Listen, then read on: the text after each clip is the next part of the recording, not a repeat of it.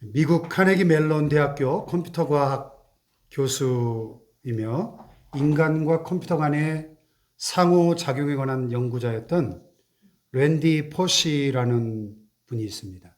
이분이 2008년도에 47세 나이로 별세를 했는데요. 47세면 저보다도 10살이나 어린데 가장 왕성하게 일할 나이에 상당히 젊은 나이에 세상을 떠난 셈이죠. 근데 그는 췌장암 말기 판정을 받고 의사로부터 3개월 시한부 사형 선고를 받은 후에도 절망하지 않고 밝고 진지한 모습으로 인생의 마지막 시간을 보냈습니다. 그의 전공은 컴퓨터 공학이었지만은 그가 행한 마지막 강의라는 제목의 강의 제목이 마지막 강의예요. 인생에 관한 주제였습니다. 그 강의가 동영상과 책으로 만들어지면서 미국인은 물론 전 세계인의 심금을 울렸습니다. 특별히 그의 책은 출간되자마자 대번에 베스트셀러 1위에 올라가는 진기록을 남겼고 지금도 인터넷이나 유튜브 검색창에 랜디 포시 딱 검색해 보면 그의 그 마지막 강의를 영상으로 볼 수가 있습니다. 왜 사람들이 그의 마지막 강의와 그 내용을 담은 책에 그토록 큰 감동을 받았을까요? 그것은 그가 시한부 인생으로 살았지만 오히려 죽음을 앞두고 인생에 대해 진솔한 태도를 갖고 살았기 때문인 것입니다. 역설적으로 참 그가 불과 죽음을 몇 달 앞둔 시한부 인생이지만 그 어느 때보다도 진지하게 삶을 마지막 순간들을 살아갔다 하는 것입니다. 눈앞에 다가온 죽음이라고 하는 현실이 오히려 그에게 인생을 보는 눈을 뜨게 해줬다는 사실입니다. 우리는 여기서 중요한 원리를 한 가지 발견하게 됩니다. 그것은 죽음을 알아야 인생의 진실을 알 수 있다는 사실입니다. 한번 따라해 볼까요? 죽음을 알아야 인생의 진실을 알 수 있다. 오늘 많은 사람들이 인생에 대해 잘 모른 채 살아가는 우매함에서 벗어나지 못하는 이유가 바로 여기 있다는 거예요. 사람들은 흔히 죽음에 관해서 무관심하죠. 심지어 죽음에 관해 언급하는 것조차 터부시하고 금기사항으로 생각합니다. 특히 우리 한국 사람들이 더 그렇죠. 이것은 큰 실수가 아닐 수 없습니다. 왜냐하면 죽음은 누구에게나 반드시 찾아오기 때문입니다. 아멘. 제가 이 말을 하고 있는 지금 이 순간에도 이 죽음의 그림자는 시시각각으로 성큼성큼 다가오고 있습니다.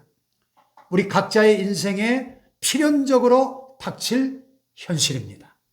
남의 현실이 아니라 나의 현실입니다. 하지만 그럼에도 불구하고 죽음에 관해 생각하지 않고 무관심한 채로 살아간다는 것은 얼마나 무책임하고 어리석은 일인지 모른다는 것이죠. 꿩 이야기 들어보셨죠? 사냥꾼이 꿩을 잡을 때 꿩을 죽여가면 꿩이 막 도망가다가 수풀을 발견하면 이제 됐다 하면서 수풀 속에다 얼굴을 꽉 쳐박는다는 겁니다. 몸통과 꼼지는 여전히 밖으로 삐죽 나와 있는데 얼굴만 안 보이게 쳐박았다고 안심한다는 거예요. 이 멍청한 꿩이. 이제 그 사냥꾼에게 붙잡혀서 죽음을 맞이할지도 모르고 안심하는 이 꿩의 모습. 이것이 오늘 많은 사람들이 살아가고 있는 인생의 모습이 아닐까요? 그것은 안심이 아니라 한심한 거죠. 그러므로 인생을 진지하고 지혜롭게 살아가길 원한다면 마땅히 죽음을 인식하고 직시해야 될 줄로 믿습니다. 일상생활이 참 바쁘고 분주하지만 잠시 멈춰서라도 그래야 마땅하다는 것입니다. 세월의 빠름이 새삼 느껴지는 계절이죠. 벌써 5월도 중순으로 접어들고 있습니다. 계절의 여왕답게 계절은 너무너무 아름답고 좋은 때이지만은 이 유수같이 흐르는 이 세월이 얼마나 빠른지 오늘 새벽 기도를 나서면서 오늘이 5월 12일인가? 야, 참 세월 빠르다 이러면서 왔는데 이런 계절에 무감각하게 지나가지 말고 인생의 진실을 직시하고 그러기 위해서 죽음에 대해 함께 생각해보는 기회가 되기를 바랍니다. 역설적으로 그것이 인생을 가장 아름답게 살아가는 비결이기 때문에 그렇습니다. 그래서 오늘 이 시간에는 다윗의 임종시라고 불려지는 오늘 본문 시편 39편을 통해서 은혜를 나누려고 합니다. 위대한 하나님의 사람 다윗이 죽음을 앞두고 그가 깨달은 인생의 진실을 통해서 우리 인생을 다시 한번 생각해보고 우리의 남은 생애가 더욱 복되고 아름답게 살아가는 저와 여러분 되시길 축복합니다. 본문은 다윗이 마지막 임종을 앞두고 죽을 병을 앓으면서 지은 시로 알려져 있습니다. 다윗은 지나온 인생을 돌아보면서 하나님 앞에서 자신의 인생을 참회합니다. 그래서 이 시는 임종시인 동시에 참회시입니다. 그렇다고 어떤 특정한 죄에 대해서 예를 들면 바세바와 간음한 죄를 짓고 나서 시편 51편을 지었잖아요. 그런 참회시가 아니고 그냥 인생 전체를 회고하면서 자신의 생애가 얼마나 보잘것없는지 그 인생의 무상함을 새삼 절감하는 의미에서 참회하는 그런 참회시입니다. 돌이켜보면 다윗의 인생은 한마디로 참 파란만장했죠. 어린 시절에 천한 집안에서 태어나 목동으로 고달픈 세월을 보냈습니다. 그러다 어느 날 사무엘 선지자, 사사겸 제사장이었던 사무엘 선지자에게 왕으로 기름 부음을 받게 됩니다. 그때가 대략 BC 1025년경이었습니다. 그 후에 블레셋의 장수 골리앗을 쳐부순 것이 계기가 되어서 사울왕에게 뽑혀가죠. 그 후에 전쟁터에서 장군으로서 많은 공을 세우고 그래서 왕의 딸과 결혼하면서 왕의 사위까지 됐지만은 정적으로 몰리면서 10여 년간 핍박을 받으며 망명생활을 하게 됩니다. BC 약 1020년부터 1010년까지. 1010만고 끝에 30세에 왕이 되고 난 후에 약 40여 년 동안 통일왕국 이스라엘을 통치하게 됩니다. 왕이 된 후에 부귀영화도 물론 많이 누렸지만은 모든 인생이 그런 것처럼 여전히 고난과 시련도 많이 있었죠. 한마디로 그런 인생의 밑바닥에서부터 최고 정상까지를 두루두루 다 경험한 사람입니다. 그렇게 인생을 살다가 이제 늙고 병들어 임종을 앞두게 된 것입니다. 그런 눈앞에 닥쳐온 죽음 앞에 마음이 울컥하면서 인생의 진실을 새삼 느끼게 됩니다.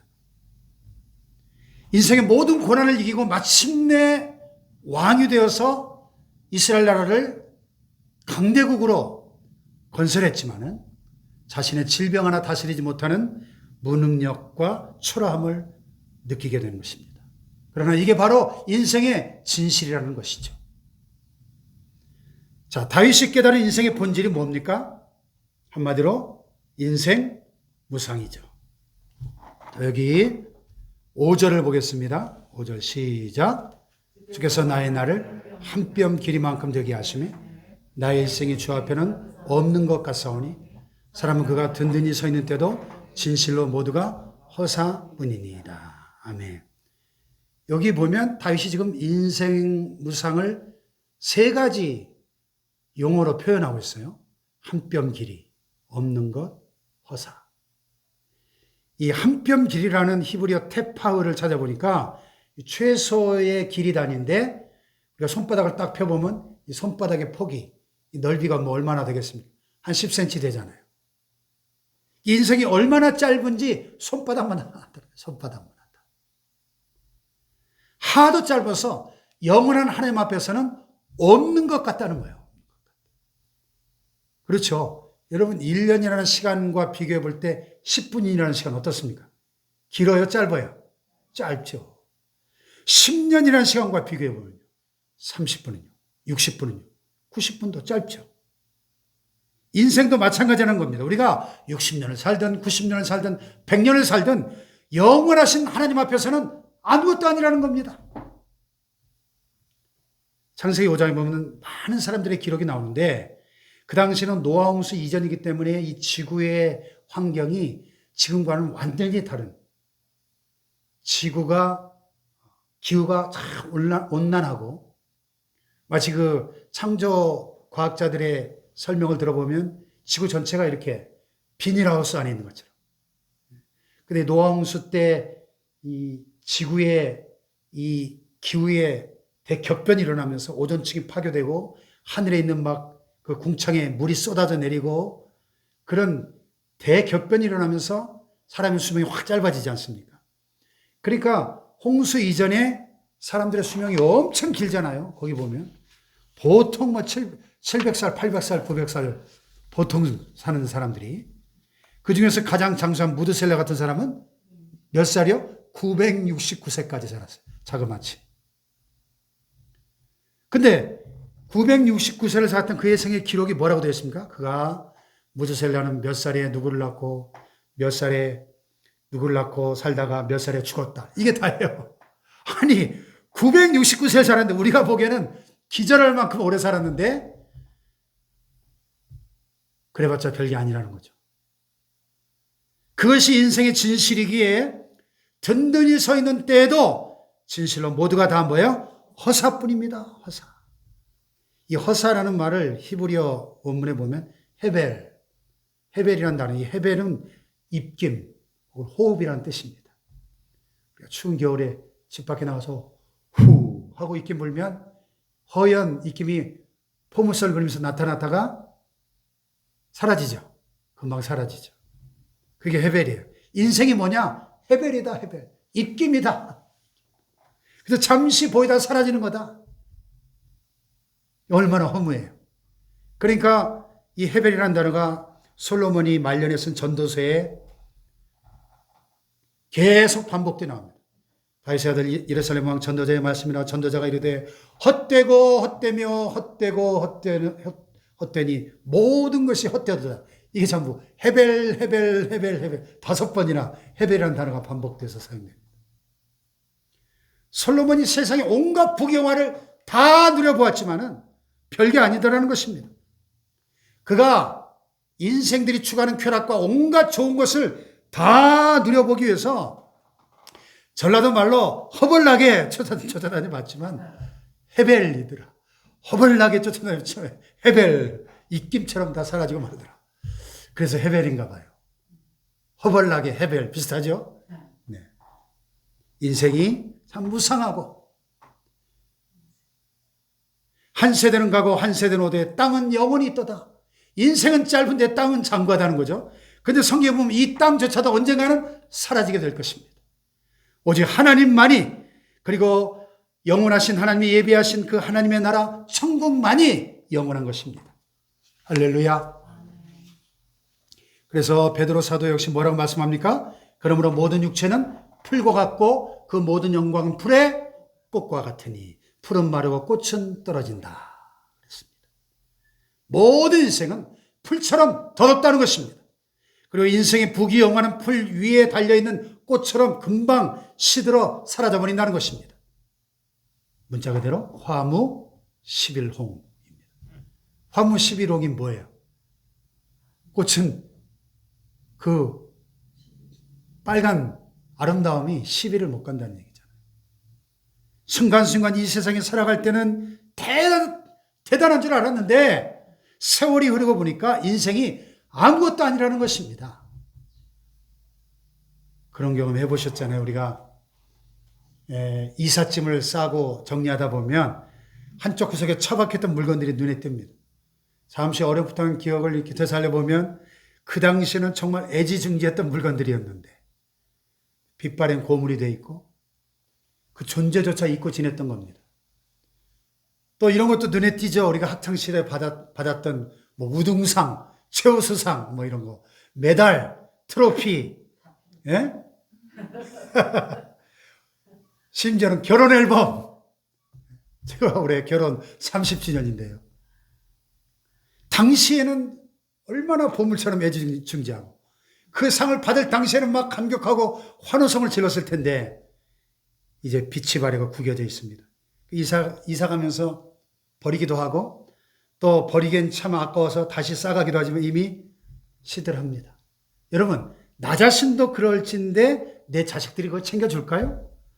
내 후손들이 그것을 기억해 줄까요? 쓰레기통에 버려지겠죠. 조금 쓸모 있어 보이는 건 고물장수가 가져가겠죠. 완전히 헐값에 넘겨질 겁니다. 고물장수에게 그 값을 물어보면 아마 그러겠죠. 예, 이거요? 아, 이거 다 해서 2,000원만 드리죠. 그게 인생의 부귀영화라는 거예요. 그러므로 우리는 내가 아직 젊다고 건강하다고 뭐 좀 있다고 큰 소리 칠 게 아니라는 것입니다. 제가 열애 예전에 김경남 권사님 장례식을 집례하면서 그 납골당을 TV에서 보다가 처음 가봤거든요. 야, 참 그때 충격을 받았던 게 뭐냐면 그 화장한 그 유해들을 단지에 담아가지고 쭉 이렇게 예? 신발장처럼 해놨잖아요. 거기에 보면 그 고인의 간단한 양력과 사진들이 쫙 붙어 있어요. 거기에 7, 80, 90 노인들만 있는 게 아니고 10대, 20대 죽은 나이를 보니까 10대, 20대 젊은 사람들도 수두룩하고요. 심지어는 뭐 생후 6개월, 1년, 2년, 3살짜리 이런 깐난 아이들도 많더라고요. 그러면서 야, 진짜 세상 올 때는 순서대로 왔다가 갈 때는 순서가 없다더니 이 영정사진의 주인공들은 남녀노소를 가리지 않는구나 하는 걸 깨달았어요. 인생이 바로 그렇습니다. 이런 얘기를 나누다 보면 참 인생이 너무 허무하고 무상하죠. 하지만 부인할 수 없는 인생의 본질입니다. 그렇다면 중요한 것이 뭐예요? 그럴수록 인생을 더 지혜롭고 진지하게 살아야 한다는 역설적인 사실입니다. 아멘. 이토록 짧고 이토록 허무하고 아까운 인생이 바로 저와 여러분의 인생이기에 그 엄벙덤벙 대충 살 수 없다는 말씀입니다.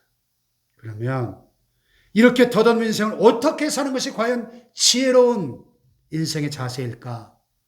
오늘 본문에서 다윗은 지혜로운 인생의 자세를 3가지로 노래하고 있습니다. 첫째는 나그네 의식을 가지고 사는 거예요. 나그네 의식. 다 같이 나그네 의식.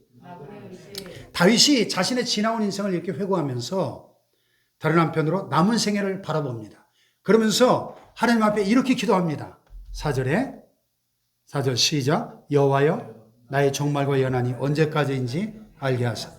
내가 나의 연약함을 알게 하소서. 나의 종말과 연한이 언제까지인지 알게 해주십시오. 다시 말해서 내 인생이 언제 끝날 것인지 얼마나 남았는지 알고 싶다는 거예요. 내가 나의 연약함을 알게 하소서. 자신의 인생의 무상함을 깨닫게 해달라는 기도입니다. 결국 뭐예요? 나의 인생을 마칠 때까지 마치는 그때를 잊지 말고 기억하게 해달라는 기도죠. 그 다음에 이제 다 안 읽었는데 뒤에 12절에 가서 보면 이런 고백이 나와요. 나는 주와 함께 있는 나그네이며 나의 모든 조상들처럼 떠도나이다. 떠도는 나그네. 인생이 뭐냐? 떠도는 나그네라는 겁니다. 최희진 씨가 인생은 나그네 길 어디서 또 어디로 가는가 노래했는데 그것은 사실 이게 수천 년 전에 이미 다윗이 고백한 거예요. 인생은 떠도는 나그네입니다. 조상들만 그랬던 것이 아니라 자기 자신도 모든 인생도 다 떠도는 나그네라는 겁니다. 다행히 하나님과 함께하기에 천국의 소망이 있으니까 엄밀히 말하자면 우리는 떠도는 나그네가 아니라 어디서 왔다 어디로 가는지 모르는 떠도는 나그네가 아니라 목적지를 향해 가는 순례자라고 해야 되겠죠. 순례자. 아멘. 그러나 어쨌든 이 세상에서의 삶은 흘러가는 나그네. 잠시 머물다 가는 지나가는 나그네라는 사실은 부인할 수 없습니다. 이 엄연한 사실을 잊지 말게 해달라는 기도입니다. 이 땅에 천년만년 살 것처럼 착각하지 말게 해달라는 그런 기도죠. 아멘. 여러분 누가 과연 지혜로운 인생입니까? 나의 남은 날을 카운트할 수 있고 계수하는 인생입니다. 그래야만 나의 남은 날을 더욱 진지하고 지혜롭게 살아갈 수 있기 때문입니다. 지금 마라톤 경주와도 같아요. 마라톤 풀 코스가 42.19km, 100리가 넘는 그 엄청난 그 코스를 완주하려면 현재 자신의 위치를 파악하고 남은 코스를 계산해 보면서 작전을 잘 짜야죠. 전략적으로 뛰어야죠. 우리 인생이 그렇습니다. 그래서 하나님의 사람 모세도 이렇게 기도했잖아요. 시편 90편에 우리 연수가 70이요. 강건한 80이라도 그 연수의 자랑은 수고와 슬픔뿐이요. 신속히가니 우리가 날아가나이다. 그 다음에 뭐라고 해요? 우리에게 우리날 계수함을 가르치사 지혜로운 마음을 얻게 하소서 그랬습니다. 할렐루야. 아멘. 우리의 날 계수함을 가르쳐달라는 게 뭐예요? 남은 날을 계수한다는 거. 다른 말로 카운트다운 한다는 겁니다. 우리가 해마다 송구영 스님에 드릴 때 새해를 맞이하면서 했던 거 있죠? 10, 9, 8, 7, 3, 2, 1, 0! 드디어 2021년이 밝았습니다. 카운트다운. 이렇게 나그네 의식을 가지고 떠날 것을 의식하는 사람은 헛된 이 세상에 집착하지 않는다는 것입니다. 지나친 욕심을 부리지 않는다는 것입니다. 나그네 의식이 없으면 바쁜 일상에 파묻혀서 정신없이 살아가는 거예요. 그러나 나그네 의식을 갖고 인생의 카운트다운을 하며 살아가는 사람은 하루하루 순간순간을 최선을 다하며 살아가게 됩니다. 그러므로 어떤 인생이 지혜로운 인생이냐? 첫째로 나그네 의식을 갖고 살고, 두 번째는 최선을 다하며 사는 인생입니다. 할렐루야.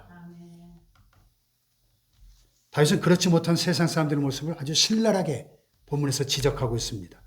6절을 보세요. 시작. 진실로 각 사람은 그림자같이 다니고 헛된 일로 소란하며 재물을 쌓으나 누가 거둘는지 알지 못하나이다.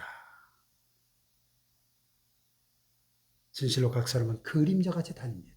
그림자. 히브리어 첼렘, 허상, 환상 이런 뜻입니다. 그러니까 뭔가를 하면서 막 동분서주하게 바쁘게 사는데 첼렘, 허상이라는 거예요. 아무것도 아니라는 겁니다. 재물을 잔뜩 쌓아놓지만 다 쓰지도 못하고 간다는 겁니다. 부귀영화 세상의 권세 손에 쥐었나 싶지만 금세 권좌에서 내려오더라는 것입니다. 그러므로 나그네 의식을 가지고 인생의 카운트다운을 하며 살아가는 사람은 매 순간순간 의미 없이 흘러가지 않도록 최선을 다하며 살게 된다 하는 것이죠. 아멘. 80세 된 어떤 분이 지나온 자기 80년의 삶을 분석해 봤대요.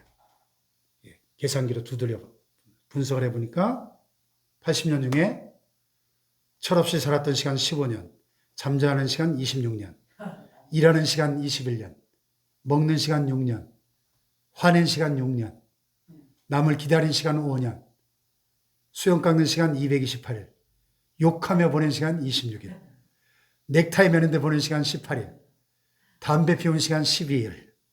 그 밖에 이것저것 따지고 보니까 정말 의미 있게 살았던 시간은 겨우 46시간에 불과하다는 거예요. 인생 80년 통틀어서. 또 75세 된 다른 사람의 생애를 분석해 보니까 잠자는 시간 20년, 일하는 시간 20년, 노는데 허비한 시간 7년, 먹는 시간 6년, TV 본 시간 5년, 옷 고느라고 쇼핑하느라 보낸 시간 5년, 사람 만나고 기다리며 보낸 시간 3년, 화장실에서 보낸 시간 2년, 잡생각하느라 보낸 시간 2년 반, 커피 마시느라 보낸 시간 2년, 전화 받은 시간 1년, 이런 식이었다는 거예요. 이렇게 따져보니까 그렇지 않아도 짧은 인생 가운데 진짜 후회 없이 뿌듯해 하시는 시간이 정말 얼마 안 되더라는 거죠. 그렇다면 우리는 어떻게 살아야 될까요? 에베소서의 말씀처럼 세월을 아껴야 합니다. 세월을 아끼라 때가 악하니라. 그러므로 어리석은 자가 되지 말고 오직 주의 뜻이 무엇인가 이해하라. 술 취하지 말라 이는 방탕한 것이니 오직 성령으로 충만함을 받으라. 할렐루야. 세월을 아낀다는 것은 흘러가는 시간을 하나님의 뜻대로 사는 삶을 말하죠. 하나님의 뜻이 뭐예요? 오직 성령으로 충만함을 받는 삶입니다. 할렐루야. 다시 말하면 최선의 삶이죠. 이 세월을 아끼라, 이 말씀을 영어 성경 NIV에 보면 make the most of every opportunity, 주어진 모든 기회를 잘 선용하라는 뜻입니다.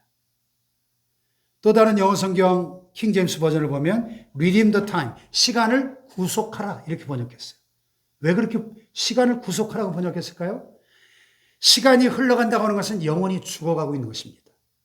시간의 무덤 속으로 사라지고 있는 것입니다. 그런 시간을 영원한 시간으로 살려내라는 거예요. 시간을 구속하라. 두고두고 천국에서도 영원히 기억되고 칭찬받을 수 있는 하늘의 상급으로 남는 삶을 살라는 거예요. 할렐루야. 이런 삶은 그냥 되는 것이 아니고 세상의 죄악이나 쾌락이나 술에 취하지 말고 성령으로 충만해야 가능하다는 것입니다. 할렐루야. 그래야 정신을 차리고 최선의 삶을 살 수 있다는 것이죠. 옛날에 어느 젊은 사형수가 있었습니다. 그의 나이가 28세였어요. 28세. 춘기보다 한 살 어리니 얼마나 젊은 나이에 죽는 겁니까? 사형을 집행하던 날 형장에 도착한 그에게 마지막으로 5분의 시간이 주어졌습니다. 비록 짧았지만 너무나 소중한 시간이었습니다. 마지막 5분을 어떻게 쓸까 하다가 그가 이렇게 정했습니다. 알고 있던 가족이나 친구들에게 작별 인사를 하고 그들 위해 기도하는 데 2분, 오늘까지 살게 해준 하나님께 감사하고 곁에 있는 다른 사형수들에게 작별 인사를 나누는 데 2분, 그리고 나머지 1분은 눈에 보이는 자연의 아름다움과 지금까지 이 서 있게 해준 이 땅에 감사하는 데 사용하려고 했습니다. 상당히 멋있게 시간을 나눴네. 그 짧은 5분을. 이 사람이 작가거든요. 그런 생각을 하니까 벌써 눈에서 눈물이 주르륵 흘러내렸습니다. 가족과 친구들 잠깐 생각하며 작별 인사를 하고 그들 위해 기도하는데 금방 2분이 지나가 버립니다. 다음 시간에 자기의 지나온 삶을 되돌아보려고 하니까 얼마나 후회 막심한지. 바로 그때 저 멀리서 황제의 특사가 흰 손수건을 흔들면서 말을 타고 막 달려옵니다. 멈추시오! 따가닥따가닥 멈추시오.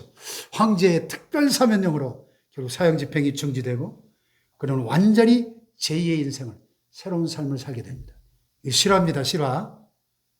그래서 그의 남은 생에는 정말 치열하게 살았습니다. 하루하루 순간순간을 마지막 날처럼 소중하게 여기며 열심히 살았습니다.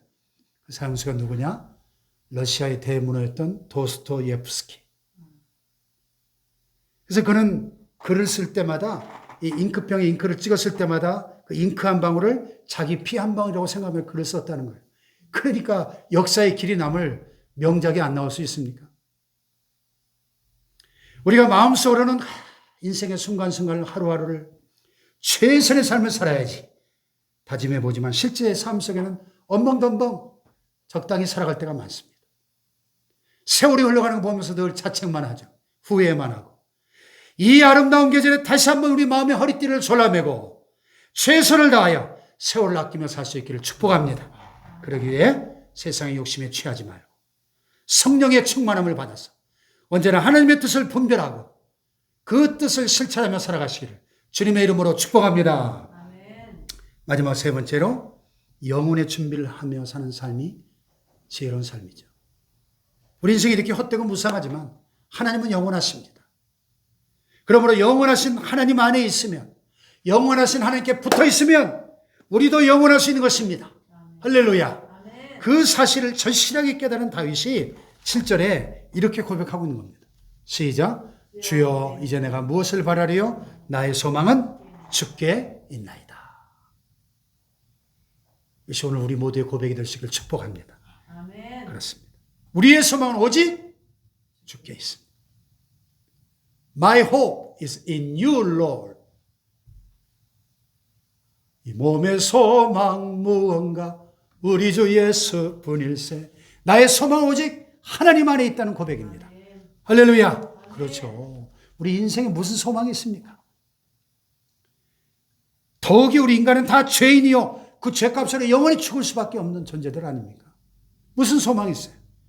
의인은 없나니 하나도 없으며 모든 사람이 죄를 범하였으나 하나님의 영광에 이르지 못했다고 성경은 말씀합니다. 그 죄의 삭은 사망이요 하나님의 은사는 그리스도 예수 우리 주 안에 있는 영생이니라. 아멘. 아멘. 죄의 결과로 인간이 영적으로 죽고 또 육체적으로 죽고 더 나아가서 영원한 지옥 형벌로 육체와 영혼이 죽는 둘째 사망, 영원한 사망을 당하게 됩니다. 무슨 소망이 있어요? 그런 인생에. 그러나 예수 그리스도 안에 영생의 길이 있는 줄 믿습니다. 아멘. 내가 진실로 너에게 이르노니 내 말을 듣고 또 나 보내신 이를 믿는 자는 영생을 얻었고 심판에 이르지 아니하나니 사망에서 생명으로 옮겼느니라. 할렐루야. 십자가는 지옥의 예고편입니다. 그 십자가의 모진 지옥의 고통을 예수님이 우리 대신에 나 대신에 지신 겁니다. 그러므로 예수님을 믿는 자는 더 이상 심판을 받지 않습니다. 왜? 예수님이 이미 다 심판 받으셨어요. 지옥에서. 십자가 위에서 지옥의 고통을 내 대신 받으셨으니까. 법률 용어로 일사부재리의 원칙이 있어요. 일사부재리의 원칙. 이미 죄값을 다 치렀어요. 예수님이. 2번 벌하지 않는 겁니다. 우리가 심판을 피할 수 있는 이유입니다. 아멘. 할렐루야. 그래서 우리가 영생을 얻는 거죠. 그러므로 예수 믿는 성도들은 인생이 유한하다, 인생이 헛되다, 무상하다, 이 말이 더 이상 해당되지 않는 것입니다. 순간을 살아도 영원으로 연결되니까. 할렐루야. 아멘. 그게 바로 산 소망이죠. 세상의 소망은 다 죽은 소망입니다. 아멘. 성취하기 전에 실망하고 성취하고 난 다음엔 허망해지는 게 세상의 소망입니다. 그러나 영생 얻은 성도들의 소망은 영원한 천국으로 이어지는 줄로 믿습니다. 아멘. 할렐루야. 아멘. 예수 그리스도를 죽은 자 가운데서 부활하게 하심으로 말미암아 우리를 거듭나게 하사 산 소망이 있게 하시며 썩지 않고 더럽지 않고 쇠하지 아니한 유업을 있게 하시나니 곧 너희를 위하여 하늘에 간직하신 것이라. 아멘. 아멘. 예수 믿고 거듭난 성도들은 영원히 썩지 않고 사라지지 않는 천국의 기업을 상속받게 되는 줄 믿습니다. 아멘. 그러므로 우리가 이 세상에서 남은 인생을 어떻게 살아야 할까요? 흘러가는 세상의 시간과 보화들을 영원한 것으로 교환할 줄 알아야 됩니다. 그래서 유명한 처치파더 교부 오리겐이 이런 말을 했어요. 그리스도인은 세상의 보화를 천국의 보화로 바꾸는 환전상들이다. 멋진 말이죠. 세상의 보화를 천국의 보화로 바꾸는 환전상. 예수님 말씀처럼. 오직 너희 보물을, 너희를 위할 보물을 땅에 쌓아두지 말라. 너희를 위할 보물을 어디에? 하늘에 쌓아두라. 할렐루야. 세상의 시간은 흘러가고 세상의 재물은 다 사라지지만 세상의 부귀영화, 권세, 재능도 다 사라지지만 하나님의 선한 뜻을 위하여 사용되어진 것은 영원히 천국까지 그 가치가 보존되고 영원히 기억되는 줄로 믿습니다. 아멘. 할렐루야. 아멘. 그러므로 인생의 카운트다운하며 살아가야 할 때입니다. 분주했던 일상을 잠시 멈추고 이 다윗의 시편에 귀를 기울여 보시기 바랍니다. 다가올 죽음의 현실을 무시하지 말고 직시하면서 인생을 지혜롭게 살아가는 저와 여러분 되시기를 축복합니다. 그러기 위해서 나그네의 의식을 가지고 나는 떠나갈 나그네임을 잊지 않고 그렇기 때문에 하루하루를 최선을 다해서 살고 영원한 하나님 나라를 위하여 준비하며 살아가는 복된 인생들 되시기를 주님의 이름으로 축원합니다. 축원합니다.